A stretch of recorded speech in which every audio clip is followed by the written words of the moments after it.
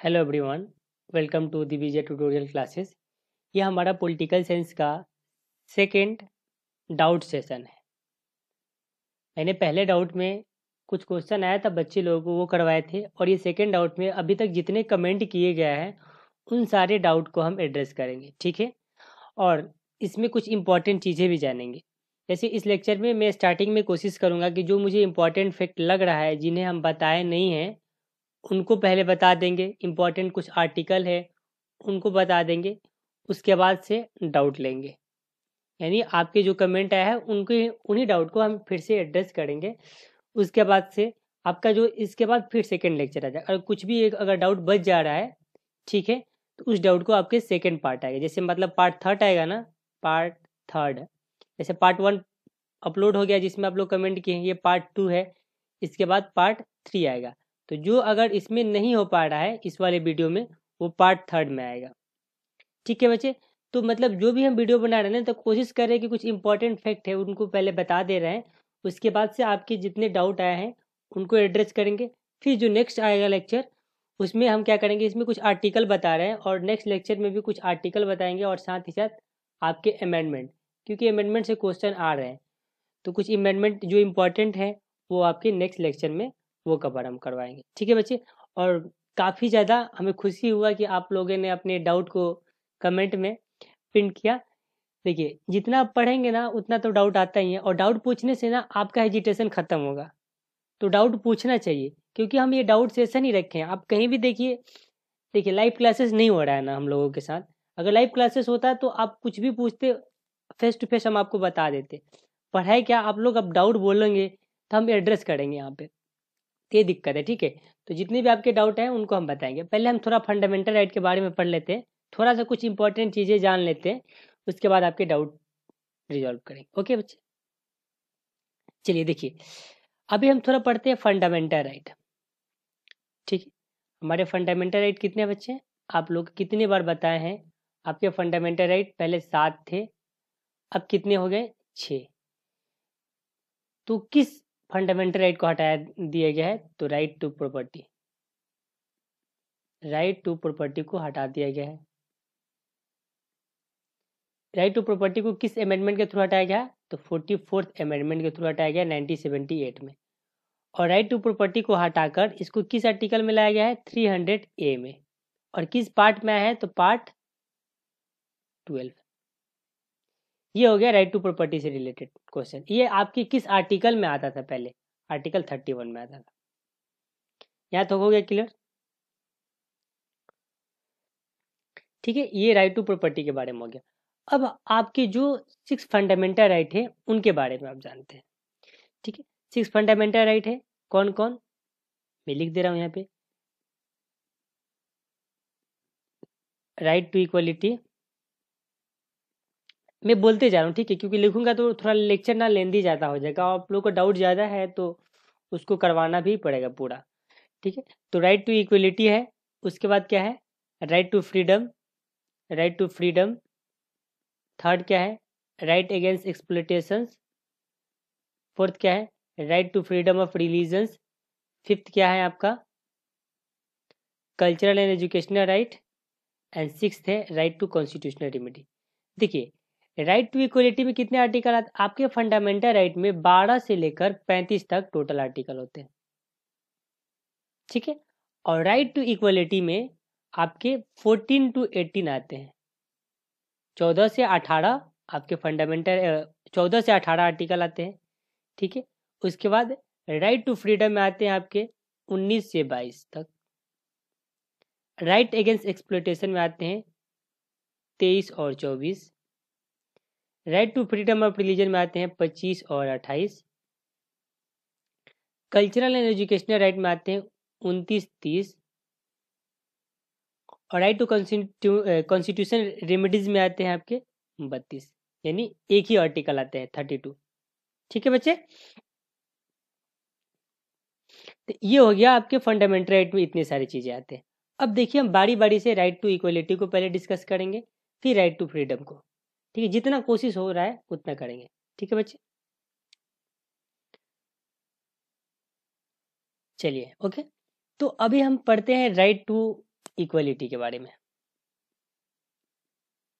Right to equality. अब देखिए यहाँ इक्वलिटी है तो इसके मतलब क्या हुआ, इक्वलिटी के मतलब इक्वल। देखिए दो चीज होता है ना, एक होता है इक्वल, एक होता है इक्विटी, आप सुने होंगे शायद, ठीक है बच्चे। एक क्या होता है, देखिए इक्वलिटी में एक होता है, इक्वलिटी को हम दो तरीके से समझाते हैं आपको। देखिए यहाँ लिखा है इक्वलिटी और एक होता है इक्विटी। इक्वलिटी के मतलब हुआ ना कि जैसे मान लीजिए तीन लोग हैं, ए बी सी, और यहाँ पर भी है ए बी एंड सी। इसके मतलब समझा रहा हूँ, इक्वलिटी के मतलब क्या होता है और इक्विटी के मतलब क्या होता है। आपके तीन पर्सन हो गए ए बी सी और इधर भी हो गए ए बी सी। मान लीजिए कि ये लोग मैच देख रहे हैं, क्या कर रहे हैं, मैच देख रहे हैं, ठीक है। तो देखिए इन तीनों को ना, मैच देख रहे थे, इन तीनों को बराबर बराबर सीट दिया गया, बराबर बराबर सीट दे दिया गया, तो इनको क्या कहेंगे, इक्वलिटी। यानी तीनों लोग, तीन पर्सन हैं, ए को भी इतना बड़ा सीट मिला है, बी को भी इतना बड़ा और सी को भी इतना बड़ा, यानी इसको भी 2 मीटर का सीट, इसको भी 2 मीटर का सीट, इसको भी 2 मीटर का सीट। समझ गए, तो ये क्या हो गया, इक्वलिटी। समझ गए बच्चे। और एक होता है इक्विटी। इक्विटी का मतलब क्या हुआ समझा रहा हूँ। जैसे देखिए यहाँ है ए बी सी, यहाँ पर भी तीन पर्सन है, तो ए जो पर्सन है ना वो काफी मोटा है। जैसे आप लोग देखे होंगे, जैसे मुकेश अंबानी के बेटा कैसे मोटा थे पहले, ठीक। तो यहाँ पे भी हम तीन सीट दे दिए, ए बी सी, मैच आप लोग देख रहे हैं, ठीक है। तो देखिए ये तीन सीट दिया गया है, तो यहाँ ए वाले को भी, ए वाले को भी 2 मीटर, 2 मीटर, इसको भी 2 मीटर और इसको भी 2 मीटर। तो देखिए ये दोनों तो पतले पतले हैं, ये दोनों तो आराम से देख सकते हैं मैच, पर ये जो मोटा है ए वाला, ये 2 मीटर में कैसे बैठ पाएगा, नहीं बैठ पाएगा ना, इनको काफी ज्यादा दिक्कत होगा ना। तो इनको कितने मीटर का सीट चाहिए, 10 मीटर के मान के चलिए। तो 10 मीटर का आप सीट प्रदान कर रहे हैं, तो ये क्या हो गया, इक्विटी। यानी इक्विटी का मतलब हुआ ना स्पेशल प्रिविलेज देना, स्पेशल प्रिविलेज, ठीक है, स्पेशल प्रिविलेज देकर उनको बराबर करना, इक्विटी करना। जैसे मान लीजिए और एक एग्जांपल दे रहा हूँ, एक अच्छा एग्जांपल और उससे दे रहा हूँ, ये समझ में नहीं आया होगा, चलिए एक और एग्जांपल के थ्रू समझा रहा हूँ मैं। जैसे मान लीजिए आप छोटे छोटे होते हैं ना, हम छोटे छोटे होते हैं तो देखते हैं कभी कभी ऐसा बाउंड्री रहता है, तो तीन बच्चे हो गए, यहाँ पर कैसे खड़ा होकर यहाँ से हम तीनों बच्चे देखते हैं मैच, तो हम तीनों देख लेते हैं खड़ा होकर। पर हमसे जो छोटा बच्चा होता है वो तो खड़ा होकर नहीं देख पाएगा ना, उनको क्या चाहिए, सपोर्ट की जरूरत है, उनको क्या चाहिए, सपोर्ट की जरूरत। यानी उनको सपोर्ट के लिए आप ईंट लगा दीजिए, चाहे कोई चीज लगा दीजिए, ताकि वो भी आराम से इजीली मैच को देख पाए। तो आप उनको प्रिविलेज दे रहे हैं ना, सपोर्ट दे रहे हैं ना, तो क्या हो गया, इक्विटी। समझ गए।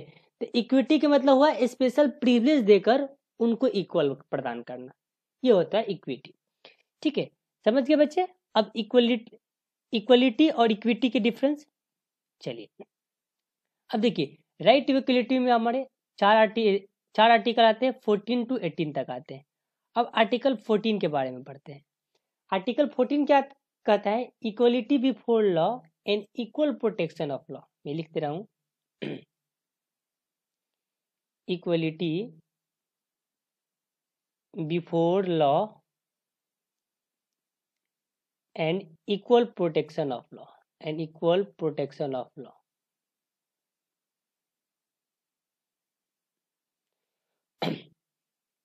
इक्वलिटी बिफोर लॉ यानी लॉ के सामने, कानून के सामने सब किसी को इक्वल माना जाएगा, यानी बराबर ट्रीट किया जाएगा। समझ गए, ये आर्टिकल 14 कहता है कि equality before law and equal protection of law. और मान लीजिए अगर लॉ में किसी चीज के, मान लीजिए कि कहा गया है ये कि आप रात में किसी लेडीज को डिटेन नहीं कर सकते, अरेस्ट नहीं कर सकते हैं, रात के टाइम में लेडीज लोग को अरेस्ट नहीं किया जाता है। अगर लेडीज लोग को कोई अरेस्ट करने आता है तो उनको लेडीज पुलिस लेकर आना ही पड़ेगा। तो इक्वल प्रोटेक्शन है ना हर लेडीज के लिए। तो equality before law and equal protection of law, law के सामने सब किसी को इक्वल ट्रीट किया जाएगा, और जो इक्वल बचाव है वो इक्वल बचाव भी किया जाएगा। ये आर्टिकल 14 कहता है। देखिए पूरा डेप्थ में नहीं जाएंगे, जो आपके लेवल के है ना उसी लेवल के मैं समझाऊंगा। क्योंकि पूरा डेप्थ में जाएंगे तो इसमें बहुत सारे चीज़ें पढ़ना है, इसके सब क्लोज भी होते हैं। ठीक है। चलिए, तो हम हो गया आर्टिकल 14 के बारे में पढ़ लिया। अब आर्टिकल हम 15 के बारे में पढ़ते हैं थोड़ा सा। आर्टिकल 15 क्या कहता है? आर्टिकल 15 कहता है कि provision of discrimination on ground of religion, race, caste, sex and place of birth. Place of birth, ठीक है। प्रोविजन ऑफ डिस्क्रिमिनेशन, आप किसी के सामने डिस्क्रिमिनेट नहीं कर सकते हैं। डिस्क्रिमिनेशन का मतलब हुआ भेदभाव, ठीक है। आप किसी के सामने भेदभाव नहीं कर सकते। जैसे आप ये नहीं कर सकते कि शेड्यूल कास्ट का बच्चा है तो हमारे साथ बैठ के खाना नहीं खाएगा, मंदिर में नहीं जाएगा।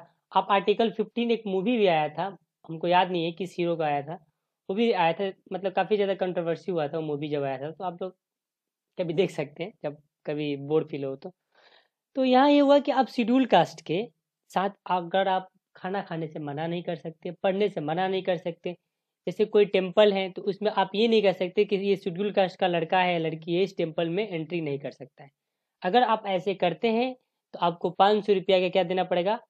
फाइन देना पड़ेगा, और साथ ही साथ 6 महीना का जेल, 6 मंथ का जेल जाना पड़ेगा। तो जो भी बच्चा डिस्क्रिमिनेशन करता है उनको आप बोल दीजिएगा कि भाई ऐसा नहीं करना है, किसी भी जाति के साथ, आप किसी कलर के साथ नहीं कर सकते कि काला है, ये गोरा है, ये लड़की है, लड़का है, यानी किसी भी रेस के साथ, कास्ट के साथ, या सेक्स मतलब मेल फीमेल, ठीक है, या प्लेस ऑफ बर्थ। समझिए, ये आर्टिकल 15 कहता है। चलिए आर्टिकल 16 के बारे में जान जाते हैं थोड़ा सा। आर्टिकल 16 क्या कहता है? Equality of opportunity in matter of public employment. Equality of opportunity and matter of public employment.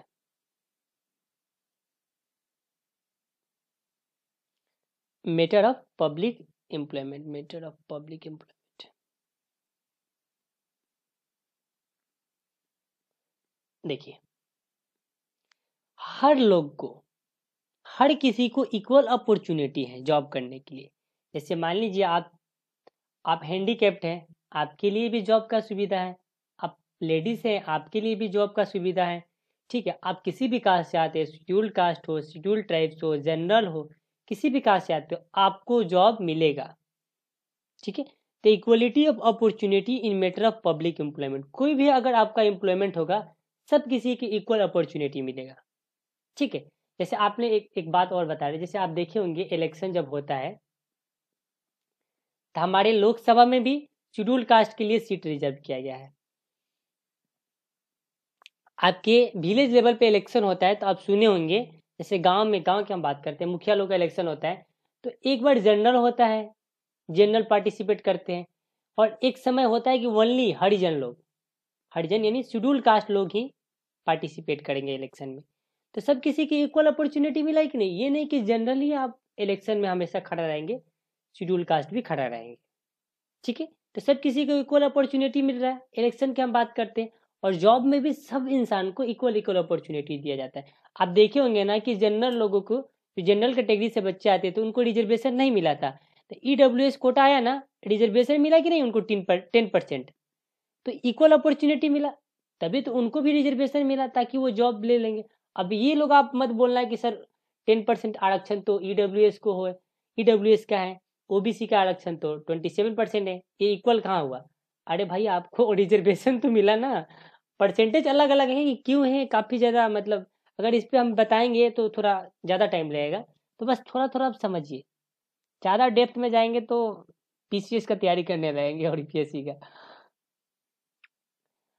चलिए 17th आर्टिकल की बात करते हैं। इसमें कहा गया है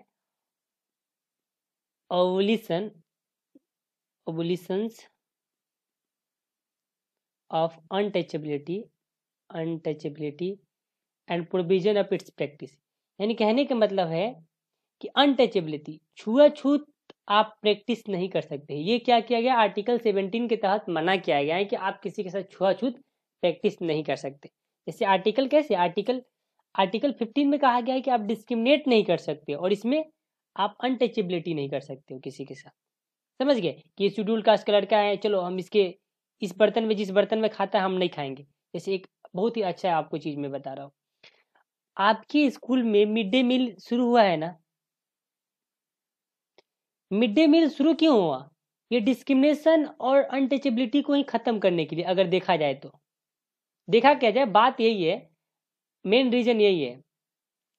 लोग रीजन बताते हैं कि बच्चे लोग स्कूल नहीं जाते थे, जिसकी वजह से मिड डे मील चालू किया गया ताकि लोग जाकर वहाँ खाना वाना खाएंगे, तो उनको लगेगा कि चलो इसी के बहाने पढ़ाई हो जा रहा है। आपके जितने पेरेंट्स लोग हैं वो बच्चे लोग के भेजेंगे पढ़ने के लिए। नहीं, देखिए मिड डे मील लागू करने की मेन रीजन ये है कि देखिए हम लोग क्या है, एडल्ट है।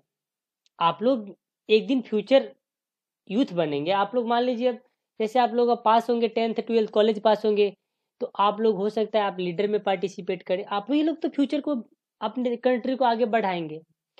तो आप ही लोग को वो साथ वहां से ही शुरुआत किया जाता है इक्वलिटी लाने के लिए, स्कूल से ही। ताकि देखिए वहाँ एक लाइन में शेड्यूल कास्ट के भी बच्चा बैठता है, शेड्यूल ट्राइब्स के भी बैठता है, जनरल का भी, ओबीसी का भी, यानी सब कास्ट के बच्चे एक ही लाइन में बैठ के खाना खाते हैं।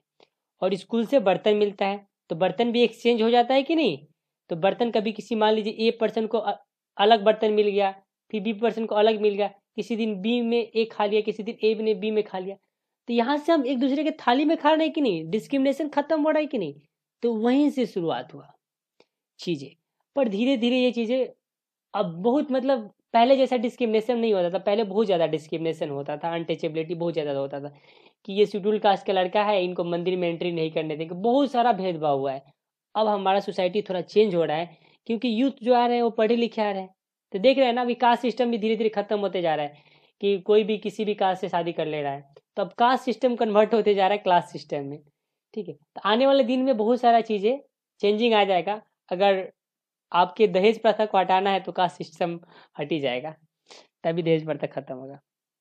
चलिए ये सब मजाक है, सीरियस मत लीजिएगा लोग कोई, ठीक है, इसके लिए सॉरी। ये आर्टिकल 17 कहता है, और आर्टिकल 18 की हम बात करते हैं। आर्टिकल 18, आर्टिकल 18 में क्या कहा गया है? आर्टिकल 18 में कहा गया है abolition of titles, abolition of titles accept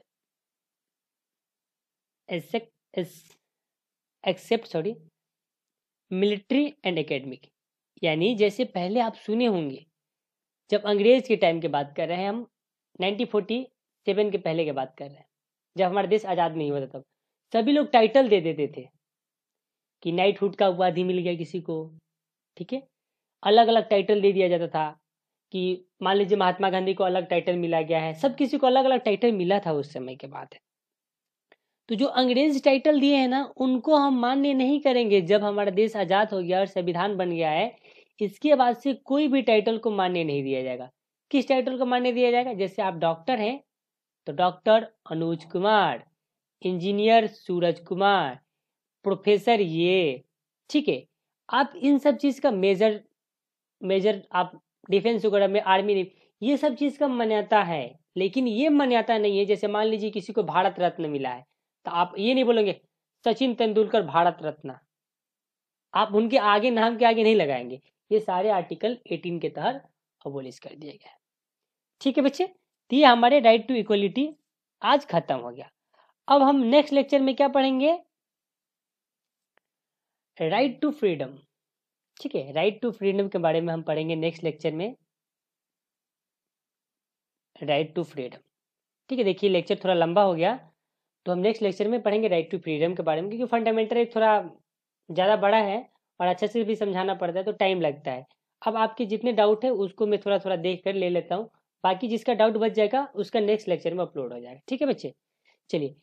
तो मैंने फ़ोटो तो नहीं लगाया, किसका डाउट था मैं देखता हूँ एक बार फ़ोन में, किसका किसका डाउट था, वहाँ से मैं कोशिश करता हूँ लेने के लिए। चलिए, पहला श्रील का डाउट था, सर प्रेसिडेंट का इनडायरेक्ट इलेक्शन होता है, इट मीन्स वो रूलिंग पार्टी के होते हैं, लाइक रामनाथ कोविंद ऑफिशियली किस पार्टी से बिलोंग करते हैं? चलिए हम आपके डाउट को बताते हैं। देखिए, थोड़ा हम प्रेसिडेंट के बारे में जान जाते हैं। प्रेसिडेंट से रिलेटेड क्वेश्चन है इनका, तो प्रेसिडेंट के बारे में जाने। देखिए प्रेसिडेंट 52 से 78 तक आर्टिकल में लाया जाता है प्रेसिडेंट को, ठीक है। और प्रेसिडेंट जो है वो हमेशा लोकसभा से आते हैं, ठीक। किससे आते हैं? हमेशा लोकसभा से आते हैं प्रेसिडेंट। अभी हम प्रेसिडेंट के बारे में डिस्कशन कर देते, फिर इनके क्वेश्चन पे आएंगे और इनका आंसर देंगे, ठीक है। प्रेसिडेंट हमारे लोकसभा में आते हैं, और पूछा जाए किस पार्ट में आते हैं, तो पार्ट आपके 5th में आपके प्रेसिडेंट आते हैं। और प्रेसिडेंट का इलेक्शन जो होता है उनको क्या कहते हैं? Single transferable vote.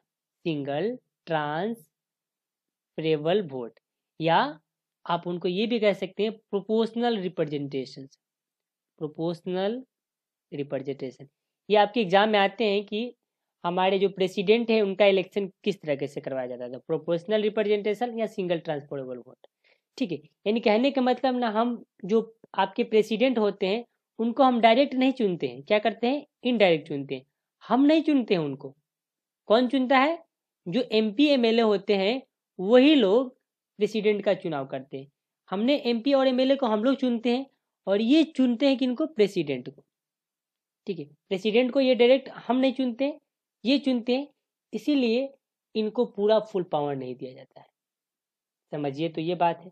अगर मान लीजिए प्रेसिडेंट का इलेक्शन भी अगर डायरेक्ट करवाया जाता, हम लोगों के द्वारा चुना जाता, तो आप सोचिए कितना पैसा लगता है। एक बार इलेक्शन कराया जाता है तो एक MLA को 80 लाख रुपया खर्च करने के लिए इलेक्शन में गवर्नमेंट ने कहा है कि आप 80 लाख रुपया खर्च कर सकते हैं एक इलेक्शन में। तो समझिए प्रेसिडेंट का अलग इलेक्शन, PM का अलग इलेक्शन, आप देखिए एक स्टेट लेवल पर अलग इलेक्शन होता है, तो कितना पैसा लगता है भाई, बहुत खर्चा होता है। अगर ये सारा पैसा बचा रहेगा तो हमारे देश में लगेगा, डेवलपमेंट होगा। तो इसीलिए इनडायरेक्ट इलेक्शन करवाया जाता है प्रेसिडेंट का। और हमारे जो PM होते हैं उनका हम डायरेक्ट चुनाव करते हैं, ठीक है। MP UMP चुनाव करते हैं। और PM का भी आप देखें तो डायरेक्ट आप नहीं चुनते हैं, उन्हीं मेजोरिटी में से PM का चुनाव किया जाता है, ठीक है। ये हो गया उनसे जुड़ी क्वेश्चन हो गए, ठीक है बच्चे।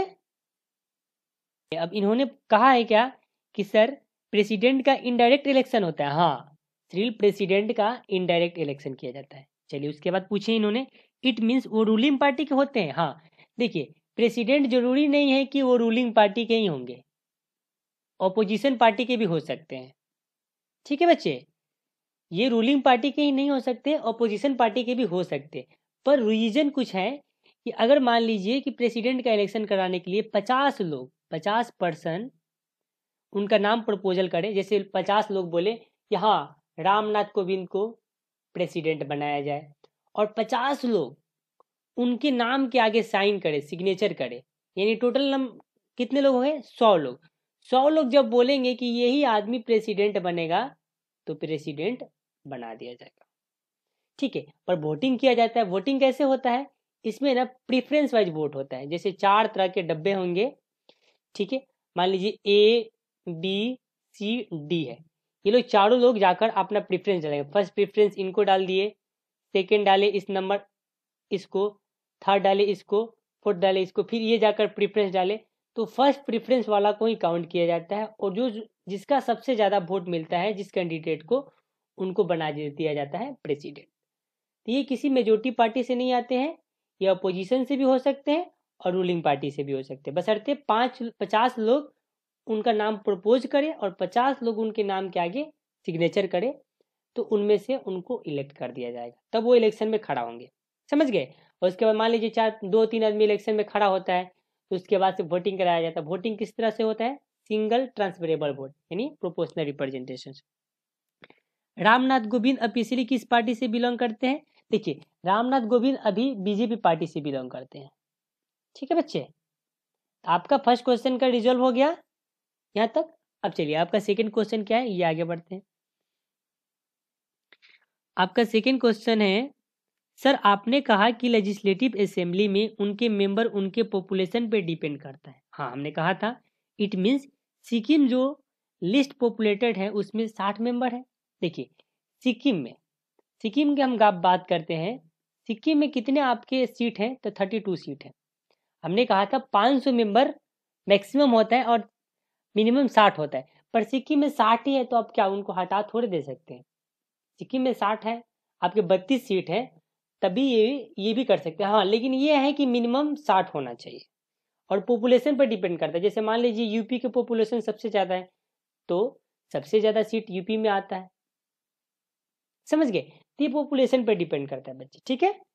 तो हाँ, आप इसमें सिक्किम हो सकता है। चलिए सर, 545 में से 45 में से 2 को एंग्लो इंडियन होना जरूरी है क्या? हाँ, देखिए आपके 2 को एंग्लो इंडियन होना जरूरी है। और एंग्लो इंडियन का चुनाव कौन करते हैं? हमारे प्रेसिडेंट साहब करते हैं। क्यों होना चाहिए? देखिए हमारे देश में कौन आकर राज किया था? अंग्रेज आकर राज किए थे ना, ठीक है। एंग्लो इंडियन क्या होता है पहले ये जान जाइए। आप लोग को बताए ना, एंग्लो इंडियन वो होते हैं कि जो हमारे देश पर राज किए हैं, ठीक है, और वो इंडिया में ही रह गए हैं, वो अपने कंट्री में नहीं गए, उनको कहा जाता है एंग्लो इंडियन, ठीक है। तो एंग्लो इंडियन 2 है, ये 2019 तक कहा गया था कि 2019 तक एंग्लो इंडियन हमारे रहेंगे। 2 एंग्लो इंडियन का चुनाव करेंगे, उसके बाद से नहीं करेंगे। तो इसके बाद से लोकसभा का इलेक्शन होगा। तो देखिए एंग्लो इंडियन का चुनाव किया जाता है या नहीं, ये डिपेंड करता है प्रेसिडेंट पे।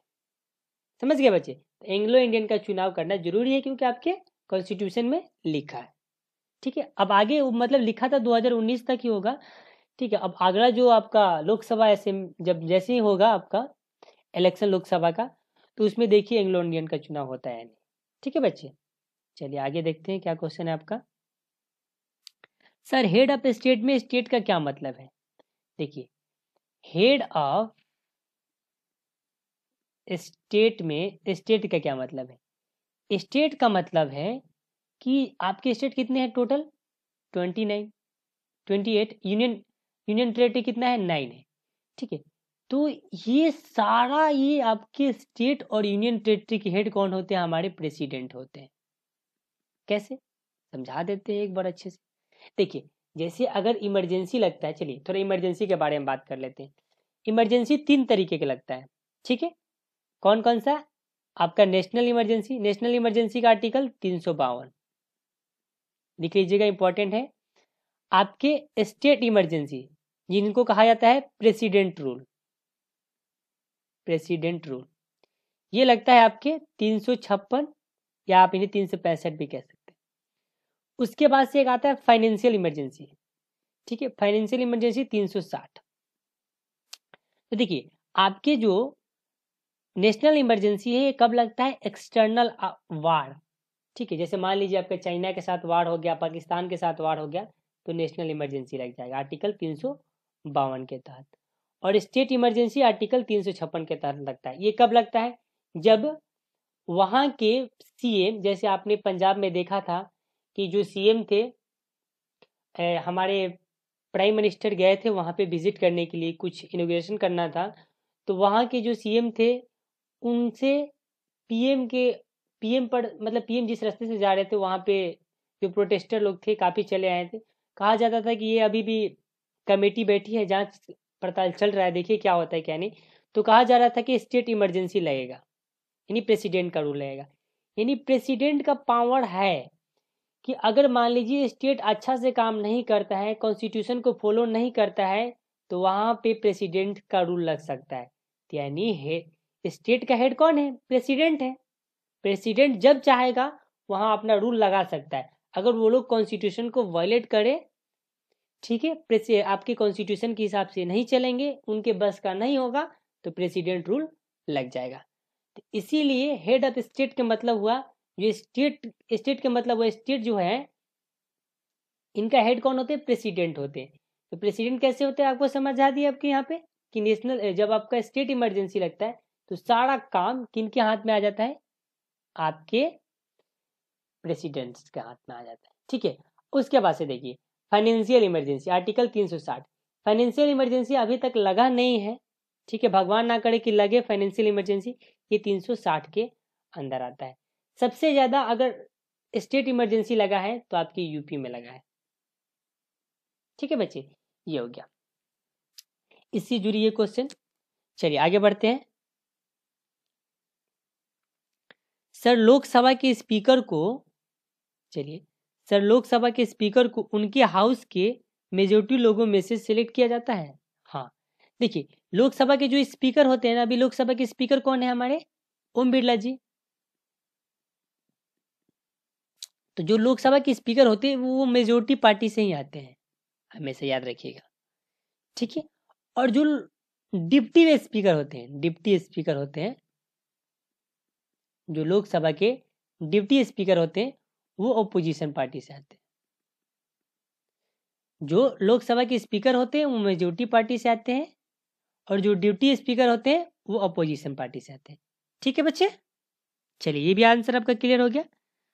उसके बाद से एक और है इनका, सर इलेक्शन के जो 3 टाइप होते हैं, लाइक जनरल इलेक्शंस, हाँ चलिए general elections, okay, by election, mid elections. तो सर अभी लगभग कुछ साल पहले महाराष्ट्र एंड मध्य प्रदेश के सीएम चेंज हुए सडनली, लाइक पीपल ने वोटिंग तो किया बट फिर भी सीएम इलेक्ट करने में प्रॉब्लम हुई थी। सर अब ये केस समझा दीजिए प्लीज। एंड सर इसे सिचुएशन में भी, इस सिचुएशन में बाई इलेक्शन यूज हुआ था या मिड टर्म इलेक्शन, ठीक है। चलिए पहले हम थोड़ा सा आपको बताए थे जनरल इलेक्शन क्या होता है, बाई इलेक्शन क्या होता है, और मिड टर्म इलेक्शन क्या होता है, ठीक है बच्चे। देखिए जनरल इलेक्शन जैसे लोकसभा के इलेक्शन होता है ना, आपके स्टेट में इलेक्शन करवाया जाता है ना, इनको क्या कहा जाता है? जनरल इलेक्शन, ठीक है। जैसे मान लीजिए लोकसभा के मोदी वाला इलेक्शन कराया जाता है, स्टेट आप बिहार से हैं तो बिहार में इलेक्शन होता है, अभी आप यूपी से हैं तो यूपी में इलेक्शन चल रहा है, तो इन इलेक्शन को क्या कहा जाता है? जनरल इलेक्शन, ठीक है। यानी लोकसभा और विधानसभा में जो इलेक्शन कराया जाता है उन्हें जनरल इलेक्शन कहा जाता है। और बाई इलेक्शन क्या होता है? बाई इलेक्शन के कहने का मतलब हुआ कि आपने रेजिग्नेशन दे दिया, आपने रिजाइन दे दिया, आप एक पार्टी छोड़कर दूसरे पार्टी में चले गए, ठीक है। या आपके जैसे मान लीजिए, जैसे नहीं होता है, जैसे मान लीजिए कि जितने भी मेंबर हैं आपके पार्टी छोड़ के दूसरे पार्टी में चले गए, तो आपका पार्टी ऐसे ही खत्म हो जाएगा, ठीक है। यानी anti defection law article 10th schedule में आ जाएगा आपका। फिर से मान लीजिए आपका डेथ हो गया, जो आपके सीएम है उनका डेथ हो गया, और उसके बाद से हम जो नया इलेक्शन करवाते हैं उनको क्या कहते हैं? By election. अगर आप रेजिग्नेशन दे दिए, डेथ हो गया, या आपके पार्टी आपसे छोड़कर दूसरे में चले गए, तो हम जो नया इलेक्शन करवाते हैं वो होता है बाई इलेक्शन, समझ गए। उसके बाद होता है मिड टर्म इलेक्शन।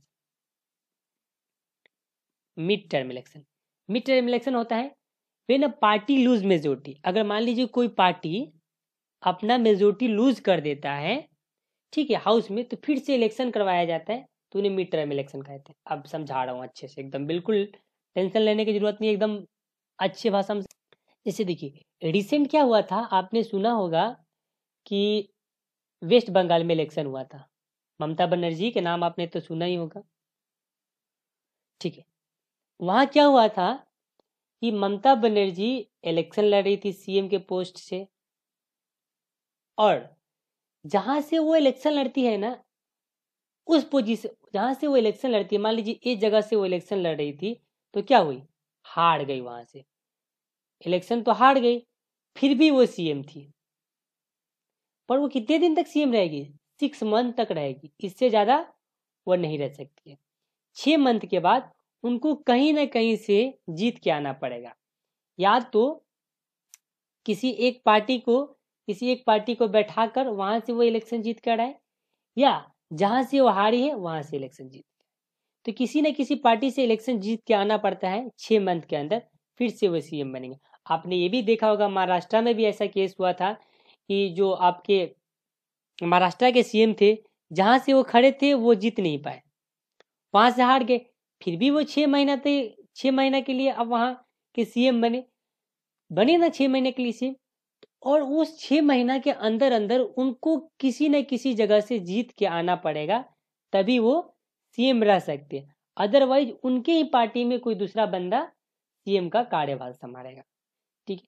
तो फिर से इलेक्शन करवाया जा रहा है ना, तो ये क्या हो गया? बाई इलेक्शन, ठीक है। श्री तो आपने पूछा था कि सर ये केस समझा दीजिए प्लीज, सर इसे सिचुएशन में बाई इलेक्शन यूज हुआ था या मिड टर्म इलेक्शन? नहीं, देखिए इस सिचुएशन में ना बाई इलेक्शन यूज हुआ था।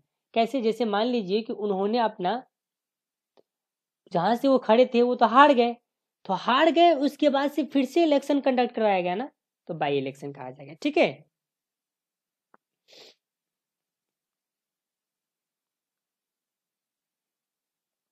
नहीं मिड टर्म नहीं, सॉरी, ये बाई इलेक्शन ही कहा है। बाई इलेक्शन कब कहा जाता है? जब मान लीजिए कोई रेजिग्नेशन दे दिया, डेथ हो गया, ठीक है, या उनके पार्टी से मेंबर निकल कर दूसरे पार्टी में चले गए, तो ये बाई इलेक्शन हो गया। और मिड टर्म इलेक्शन होगा कि अगर मान लीजिए कि, फिर से यहाँ बता दे रहे हैं, मिड टर्म इलेक्शन होता है कि अगर आपके पार्टी जैसे जहाँ से वो खड़ा होते हैं जीत नहीं पाते हैं, ठीक है, फिर भी वो सीएम रहते हैं और 6 महीना के अंदर अंदर उनको कहीं ना कहीं से जीत के आना पड़ता है, फिर से इलेक्शन कंडक्ट करा के, तो उन्हें कहा जाता है मिड टर्म इलेक्शन। तो मिड टर्म इलेक्शन होगा आंसर। ठीक है बच्चे, चलिए देखते हैं नेक्स्ट क्वेश्चन क्या है।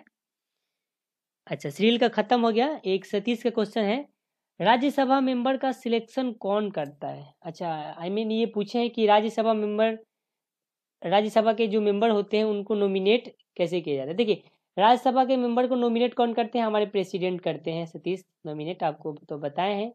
कितने मेंबर नॉमिनेट होते हैं? 12 मेंबर नॉमिनेट कराए जाते हैं, ठीक है, 8 साइंस से।